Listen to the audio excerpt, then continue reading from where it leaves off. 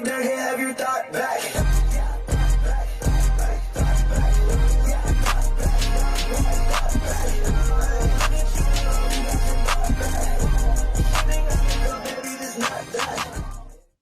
Hey, yo, what it doing, Let's Crew? Welcome back to another Rise of a Fucking Star, man.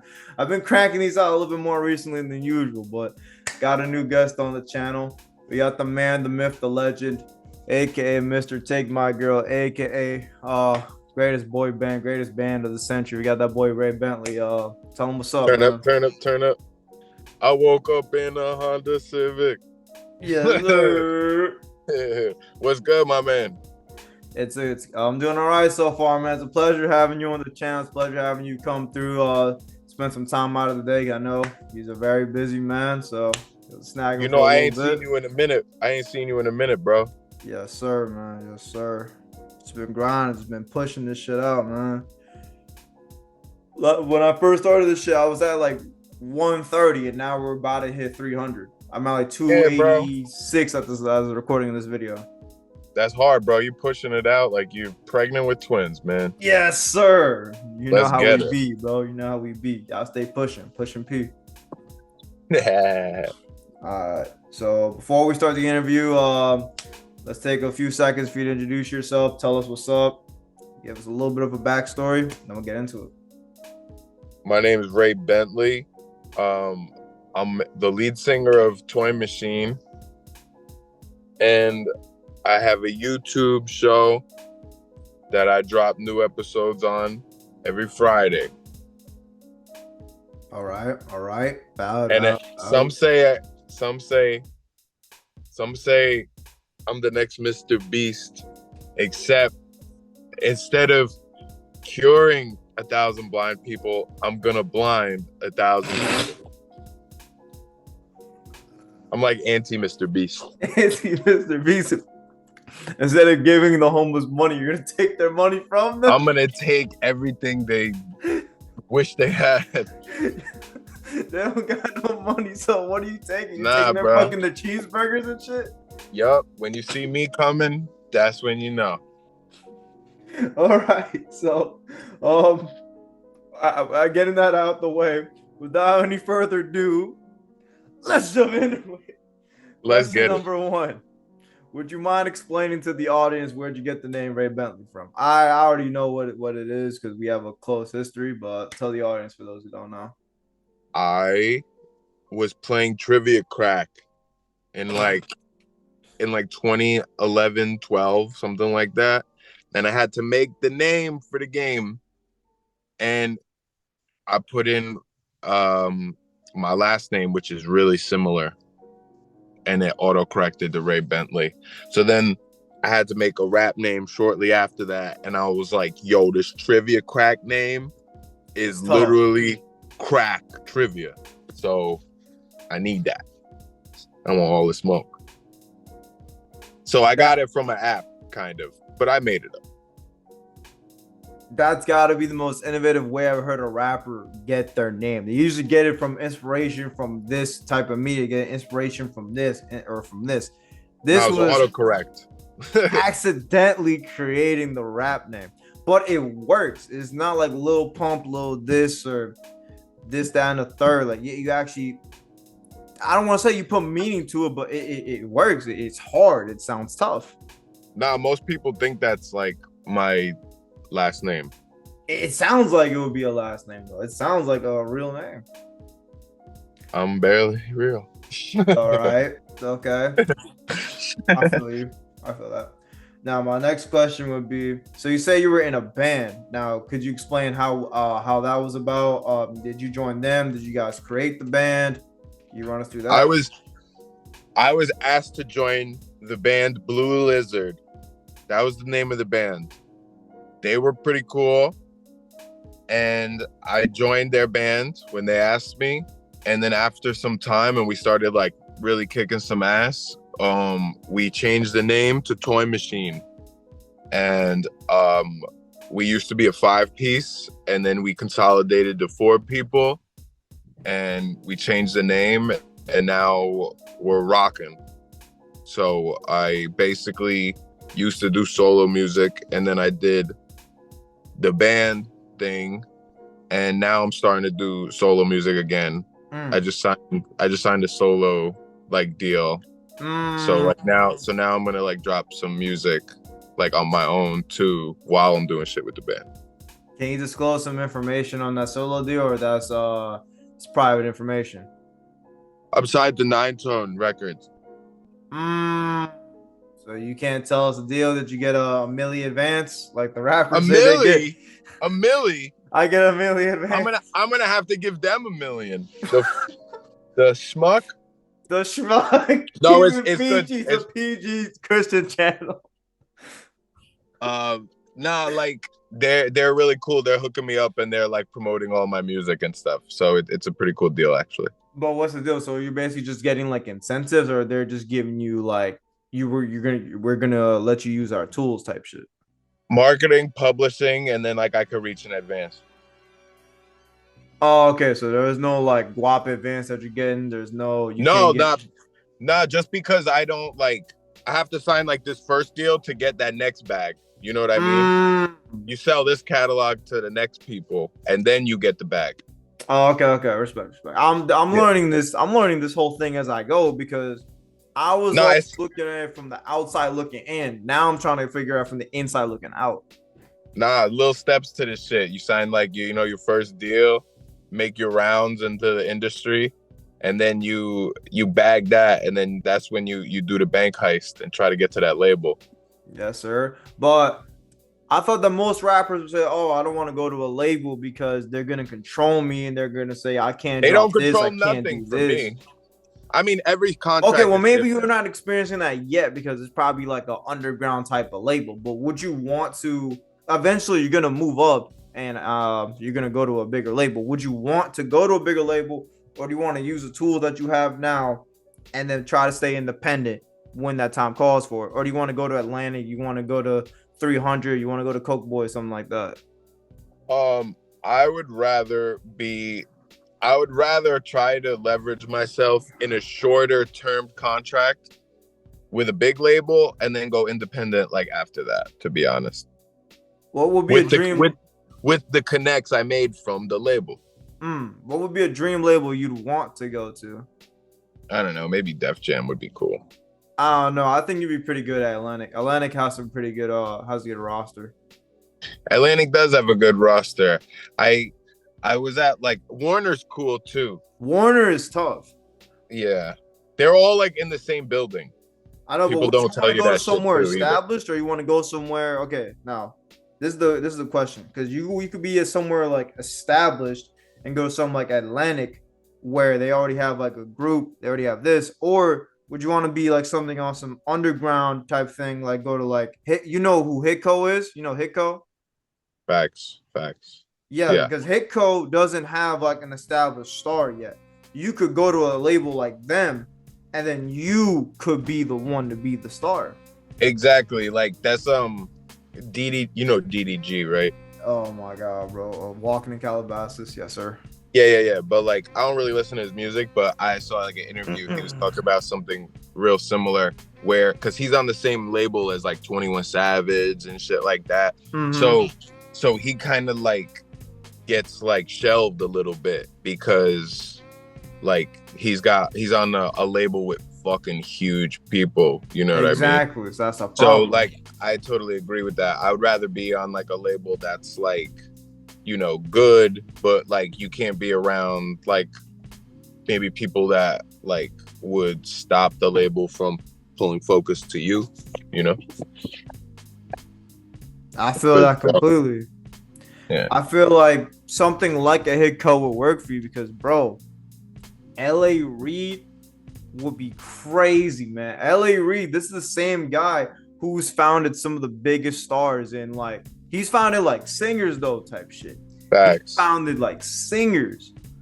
But he could see this vision in someone like you, and he'll make you the big star. Because a label like them, they don't have established talent. They're trying to establish talent. Facts. And once they get one, then they'll start like moving the boat. Yeah, for sure. Yeah, exactly. So your head's already there, bro. You know. Yeah, exactly. You're gonna end up managing an artist one day.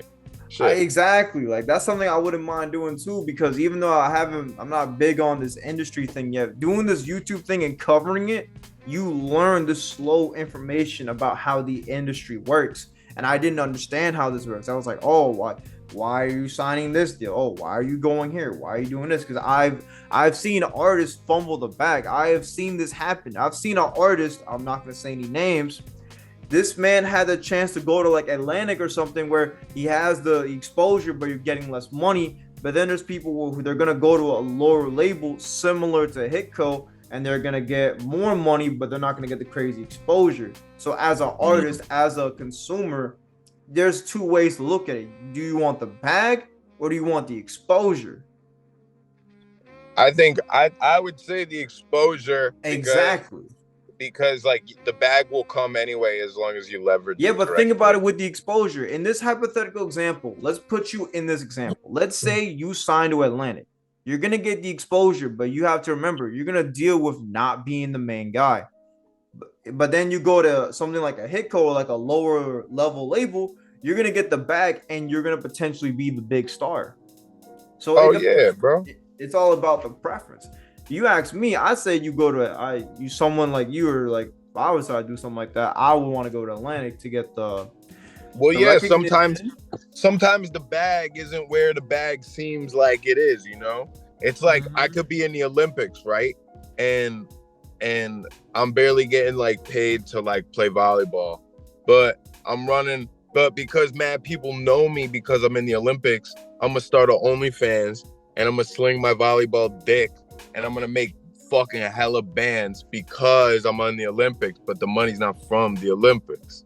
That is a fact. You're looking completely from the outside, from the inside looking out. You're bro. Like, I've never dealt with an artist. I've never dealt with someone on these Rise Stars who's thought about it in this aspect. I'm struggling to say my words out because I'm not just shocked. I'm not impressed.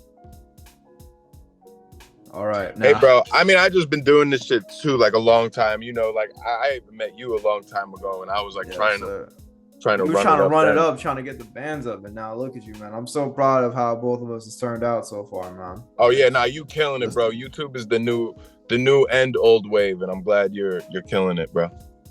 I'm not even at 300 subscribers yet. That's a crazy thing, bro. Man. I just like. You just keep at it, bro. I had a subscriber boost like yesterday just from putting out like a better video than like I usually do. You know what I mean? And like you just keep at it, and like one video is better than the next, and like that's the way I've noticed it. They'll start to really like pick up.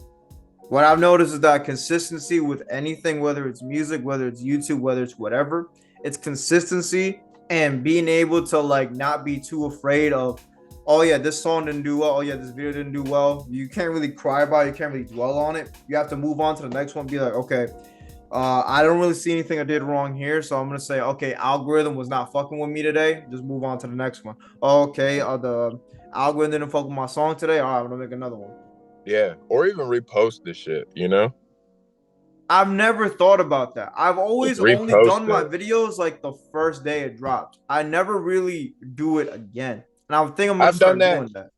I've done that with my shorts here and there. Like I post it, and then like I guess it like misses like the explore page thing, and then I'll just delete it and repost it, and then it'll get like 1,000 views like that.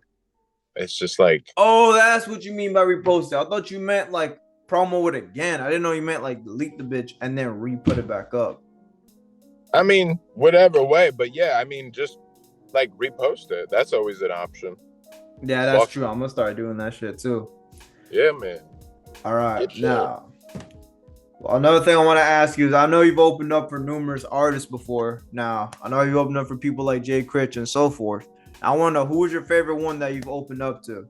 Who was your favorite one? Whether it be was because of the artist that you did it for, or you thought, yo, my verse, my bar to open up was type tough. Well, when I opened up for like Gucci Mane, that was like really cool because I was with like all the homies, and it was like in Montclair, so it was like mad close to home. But my favorite would probably be like the Rich the Kid one, because like the way I got it was like really like just like me like grinding like myself type shit, and it was like up in Connecticut, so I had to like travel a little bit, and like the show was cool. Like I opened up for it, the people like the crowd like responded cool. It was at like a really big like skate park thing, and yeah, that shit was tough. And like he was like about to drop like new Freezer at the time, Rich the Kid. So like that shit was like, so he was like playing that and some other shit. So that was like cool. And I was like a fan, like heavy at the time. So I'd say that was my favorite. All right, so Mr. Bentley, I want to ask you, where do you classify yourself? Because I can't really put you in a category on if you're an artist or if you're a rapper. I don't really know, because you're different. You're not like a typical person. Well, what is an artist other than a dick with a cell phone, right? Damn. Nah, For but sure, like, for sure. there's a difference to it though, because I mean, like, Yeah. I'll use an example. So 21 Savage is mainly a rapper, because you don't really he's just like, I stay in the bag, stuck with the homies, don't brag, I stay in the bag, I He don't do be stay in saying the bag. that. Yeah, like something like that. But then you got like somebody like Drake would be like, I don't fuck with the losing, these bitches be choosing, like almost like melodic type shit. Yeah. But I don't know where to put you, because you got the artist stuff every now and then, but then you have the rapper stuff every now and then. So I want to know, or maybe you do one or the other more often than this. So where do you classify yourself?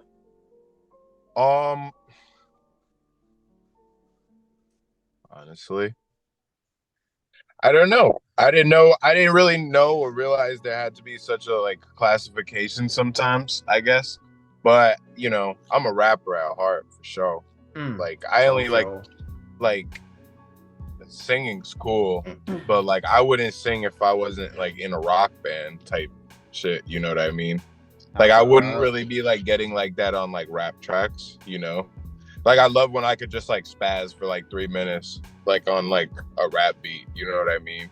Like that's also my shit, But I like rock music, and the way I see it is like I could really be like the best rapper like of all time to like front a rock band, but I don't necessarily think I would be like the greatest like rapper of all time, considering like Jay-Z and like all those motherfuckers, you know what I mean? Exactly. So it's like I would rather be in the top 5 over here than like the top 100 over here, even if I know I'm like still good enough to like rap over here too, you know what I mean? That's facts. Now, what were your music inspirations when you were growing up? Like, were you mainly just towards the rapper perspective? Did you listen to just rap music? Did you listen to like some rock and roll every now and then? Like, who were you listening to when you were younger, and who inspired you to do this music shit? My parents showed me cool music, but mostly rap, I would say, when I was a kid. Like Lil Wayne, Kanye, and like 50 Cent, stuff like that. Eminem was big for like all the kids like that were my age. Like that was huge, Does being white have anything to do with that? Let me stop. Let me stop, bro. I'm sorry. I mean, it was just the time for sure. Like, I mean, like anytime like Lil Wayne, Eminem, Kanye, Drake like dropped anything like around that 2008, 2009 point, like that was like just like all the 13-year-olds was like turning up. At least where I was from, like we was on it, all of them. Hell yeah. Is that what made you want to pursue the music thing, or is there a different reason for what made you want to pursue the music? I mean, I was already performing in like other ways, I guess. Like I always just wanted to perform. I just like being on stage, because I would do stand-up when I was like 9 and 10. So I would do comedy first, and I like doing like acting stuff. So I was just like, I'm just trying to get to like just somebody give me the microphone, you know what I mean? So then I just like, because I fucked with like so much like rap shit and like Lil Wayne, I was like, I'm gonna do this too. And then you know, obviously it takes like, I also think you have to like live experiences that like are like rap experiences. I don't think you necessarily have to like fake nothing or like run to like situations you shouldn't like be in and like tote a gun and shit like when you don't need to. But like you definitely need to like leave the crib and like do shit in order to make like better music, in my opinion. You know That what I'm is a saying? fact, but the thing is also is like you kind of do have to cap in your rap to an extent because you really want to hear someone say, you know, I live with the mom, her lasagna the bomb. Like, no, you don't. You don't want to like say that. You're right. But it's all about putting together, like, at least for me, because I try to like I guess I never like talk, I guess like straight up about like, oh, I bought like that or I did like this or something like that. I guess I'm just painting a picture more of like the lifestyle, and like I'm more into like metaphors and stuff like that. Like, so like Lil Wayne type shit. Like, you know, Mm, like Lil Wayne when he's like making like a thing, he's like, oh, my Glock is as big as an anaconda or whatever hmm. the fuck it says. He's not like, none of it's like really the thing, but it's really just about the like, he wrote like a bar type shit, True, true, true. you know? I see what you mean. Now, my next question is going to be, how would you explain your music process? Are you the type of person where you freestyle? Do you write? Do you do both? Are you the type of guy where you just look for the beat and then spaz on it? Do you think of a bar and then think, oh, let me find a beat to spaz on this? Yeah, I mean, I definitely freestyle everything. I usually don't like do it. I only will grab like a pen if I have like a studio session for some reason in advance, like with the band, and like the band wants to like see the song, because if not, like it's not going on paper. It's just gonna stay in my head.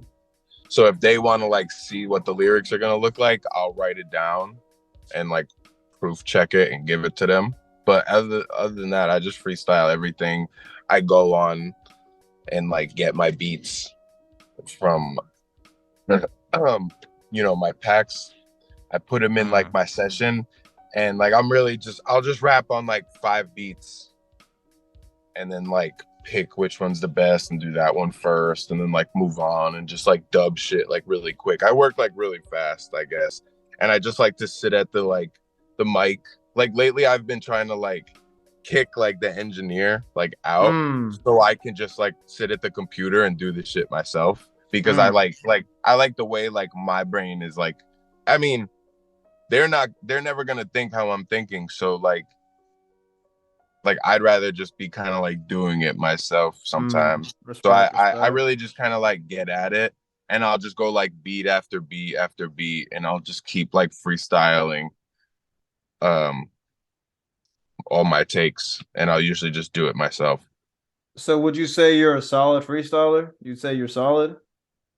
Yeah, I mean, I'm pretty solid. I don't think if you like, if Funk Flex tapped into the Zoom right now, I I might kick a written, but yeah, no, I definitely like, Bet. We're gonna play a quick game then. This is a game that I play at work when we're bored. So here's what the is it? game. It's called one word freestyle. I'm gonna say a word and then we're gonna go back and forth, and the last word of the bar has to rhyme with that word. So if I say something like car, the bar has to end with something like I'll be bleeding with a scar, like something like that. You feel me? For sure, for sure. Let's make this quick. I'm gonna use the word. We'll use the word cap, but we'll make it easy. Cap, you said? Cap, like cap. Okay, for sure. Okay. I'll start first. No, I don't cap in my rap. And I ain't even from the trap. I put my city on the map. Damn, I could never lack. Fucked her so good she took a nap. This bitch crazy. I don't use a strap. Bro, all I speak is the truth. I don't never cap. You can't use cap twice. What? No, there's the word cap. Like I don't cap and like All I right, keep a fair enough, cap fair on. There's enough, like fair double enough. entendres. All right, throw the beat on. I'm finna slap. Bro, I had him get with my homegirl. No Star Wars. That shit a trap. I got every bitch in the strip club on my lap. Girl. Let's get Bro. it. Leave his ass like a magician. Fucking zap.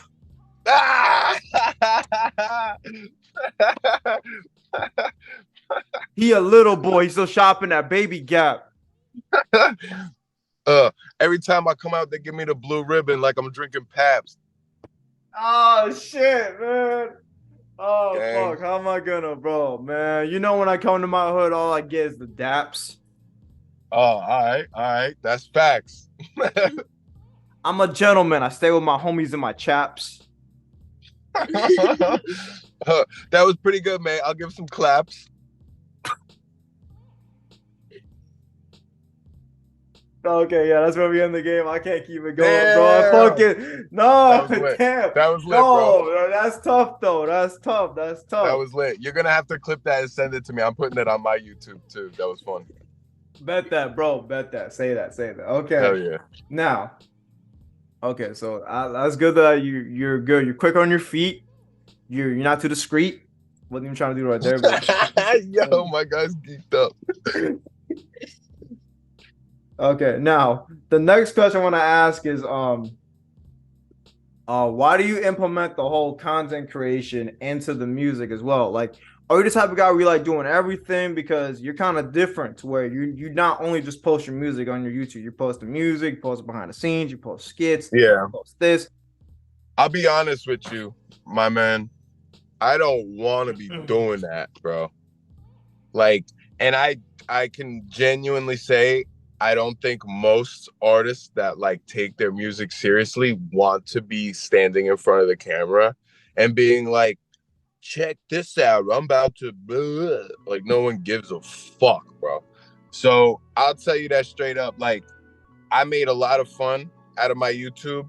I make it for people. Like, I've spent a lot of time like watching YouTube, so I'm trying to make shit that people will enjoy and that I enjoy making, because this shit sucks, because we live in like this Renaissance age where like you have to like content is king, and I'm constantly just trying to be seen in all these different ways. I don't give a fuck. I'm already like lit. So I just want to, you know, provide something that's just like easy watching and a cool thing where I'm not trying to like flex. I'm not trying to go buy fucking, I'm not, you know, taking people's like money and going just buying blankets for people and shit, and you know, let's rent a Ferrari for a day. I don't know. It's just me and the gang smoking, buying yeet tickets with pennies. Pennies, I saw that one as the best, bro. Yeah, bro.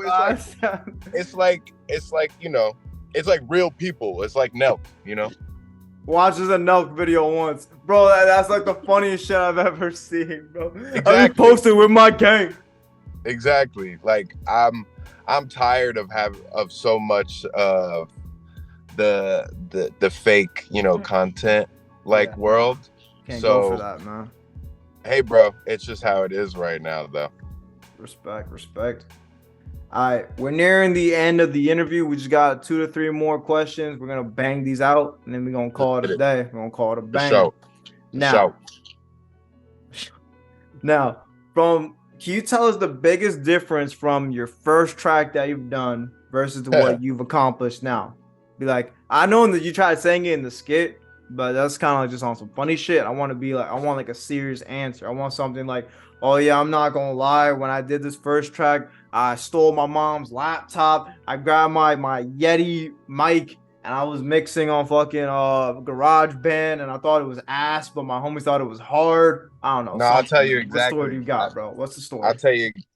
So I was like writing raps. I would go to my garage, which was like desolate in my crib. Like I would go. So you were like, actually trapping in the basement. Yeah, like I was definitely like on some mad scientist shit, thinking I had like cool rap bars, right? And I had one homie. This is in like 2011. I had one homie with a Mac, and I like convinced him, because he didn't like use it for music shit, but I knew he had GarageBand, so I like convinced him to let me like use it to like record like a rap song, and they were all like laughing at me type shit, you know. There was like one kid that was like just wanted me to do it so he could laugh at me afterward, you know what I mean? And I rapped over like a Jungle Beats fucking instrumental. It Yes, might have been sir. something by like Tyga or something. Mm-hmm. And it was cool. It was just like my impression of like how like Lil Wayne would rap on it, but the bars were mad like, kind of like whack. I was like, oh, call me Jesus, this dick'll save her, some dumb shit like that. I have no idea. No, I'm not gonna lie, that is kind of hard. Maybe, but like that was like low key like one of my opening lines like ever on a song. And my homies, like, they didn't even like let me leave with the song and stuff like that. Like we didn't even know how to like export it. So Bro, sometimes we'd be chilling at the crib with like mad people, and then they would like pull up the garage band and like play the song, and like all the homies would be like trying to like hold me down, and then they'd be playing the rap song for all the girls and being like, yo, he thinks he's like a rapper type shit. And I'd be like, yo, turn it off, bro. Like, y'all playing me right now. that's Like, literally how I feel when I started like doing the rapping shit a few yeah. months back. But it's like once you get the confidence in yourself and then you just And kind of don't now, get I don't give a fuck attitude, you're chilling. yeah. Now it's like I feel like people like know like I'm really gonna like kick a something. Respect, respect. Now, what's the biggest improvement from back then to now? Would you say your flow's better, the confidence got better? What would you say was your biggest improvement? Um, I would say maybe like what I'm talking about or how to put it into words without sounding like an amateur rapper. Cause there's literally like things every like amateur rapper like kind of do, which makes them sound like super. One, they haven't experienced anything. Two, they're not confident. And three, they don't have anything to talk about. So like you can like tell when somebody just be like saying something like OD or a certain type of way. So it's about crafting the words to be like, why is, Lil Wayne the best rapper, but somebody who also is kicking bars that you might be kind of cringe. Mm. So I think just the way I piece the like words together is like one of my bigger improvements, and that comes with confidence. You're never going to get there without confidence, you know what I mean? But I also get on stage all the time type shit. So like, and if you're getting like that, there's no reason why you're not going to get confidence like naturally. Yeah, that's a fact. I see what you mean. Yeah. All right. Now, what is your favorite song that you've done personally? Like in your entire career, what's your favorite song you've done personally? Nah, nah, nah, nah.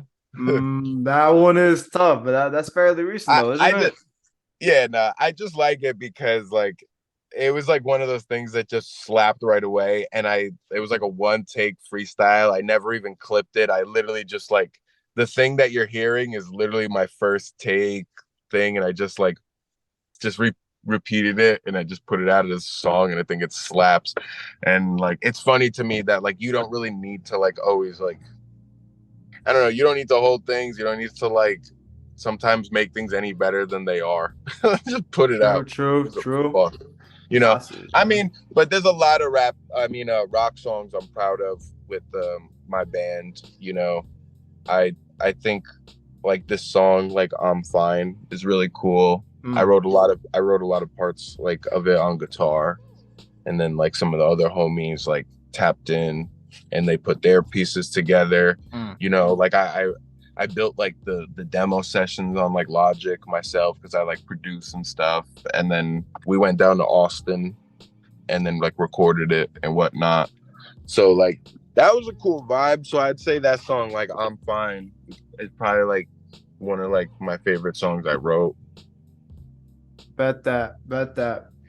And last but not least, before we conclude the interview, you want to tell the audience any upcoming shows, anything, any projects dropping soon? First of all, bro, if you pull up to a show, I'll give you a free ticket. Second of all, I got a show April 1st in Bayonne. You can go to my Instagram, Ray Bentley and I post the flyers and stuff so you can see that. I just dropped a song with Toy Machine called We Want Sludge. My song Posted Up is out now.